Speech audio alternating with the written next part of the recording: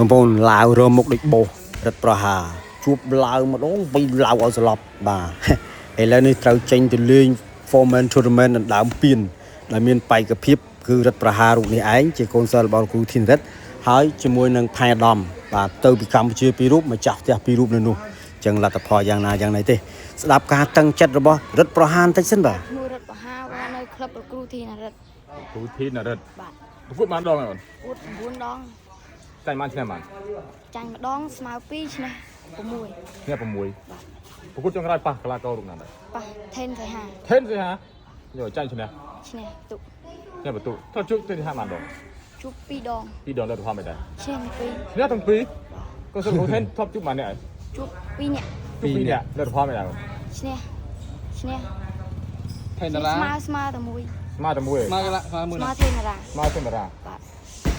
ហើយសប្តាហ៍នេះគូណាដែរអួតនៅប្រទេសឡាវបានចេញក្រៅប្រទេសណាអោផាត់ពេញលេងណាទៅឈ្មោះមកប្រកួតបានខែដែរអូននោះខែ2អាទិត្យពេញលេណាអារម្មណ៍ណាដែរពេលបានទៅឡាយអារម្មណ៍រំភើបវាយចិត្តជិះកៅប្រទេសបានដងបាន2ដងលើកហ្នឹង2ដងហ៎2ដងអញ្ចឹងលើកមុនមិនដែរអូនមុនឈ្នះវាយឡាវស្លាប់វាយឡាវស្លាប់ទៀតបងប្អូនប្រហាមែនពីខ្មែរទៅប្រហាឡាវស្លាប់បងប្អូនធម្មតាតែឥឡូវលើកនេះអាចស្លាប់ទៀតទេតាមមើលគាត់ដឹងហើយណាលើថាលេង format ទៀតអូនណាបាទដើមពៀនមានកីឡាកររូបណាខ្លះកីឡាករឡាវ2ខ្មែរ2ដឹងឯគ្រូនៅខ្មែរយើងដឹងណាគេផៃអាដាមចាដែរអូនផៃអាដាមសំណំតែល្អហ៎អូនអីដែរមកឃើញកាយគង់បាទជួបឲ្យឆ្នោតបាច់ចាប់ឆ្នោតប៉ះយើងមិនដែរ